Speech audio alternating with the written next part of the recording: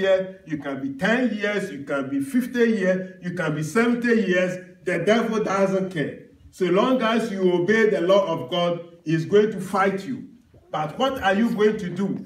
The Bible has given us a lot of opportunities for us to stand. And one of the greatest opportunities the Bible told us is in Ephesians chapter 6, that take on the whole armor of what? God. Or say, take on the whole armor of God, so that you will be able to withstand the devil in the days of what? Evil.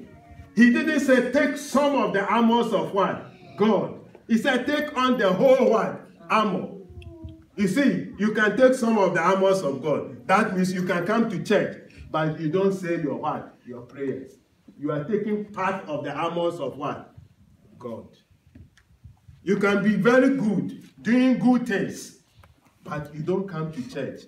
You are taking part of the armor of what? God.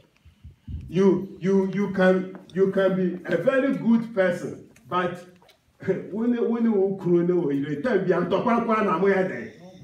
you are taking part of the armor of what? God.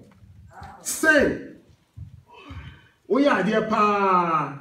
Now so boni bi wo ha wo di aye asie a obi aye den enim. You are taking part of the armor of what? God. And then you see and drink and sanom. Aya na wa coffee na wa nom sakakra. You are becoming intoxicated. Nobody knows. You are taking part of the armor of what? God. God does not want partiality. Unpair are defining then.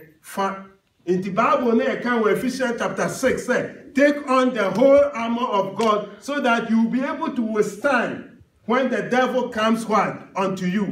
So I'm encouraging you, keep on your prayers, keep on your church attendance, keep on your fasting, keep on to do good works, and then when the devil comes, he will run away. You will not do the running. The devil will run away. So I want to conclude by saying that my brothers and my sisters, we are in a battle. We are in a battle. The battle is good and evil. And the laws are being made even against Christianity. Laws are not yet, and what Christian for? The laws are against Christianity. Things are being done against the church. The church is being fought from all angles. But you know why? God said, I'm the King of Kings. I'm the first and the what? The last.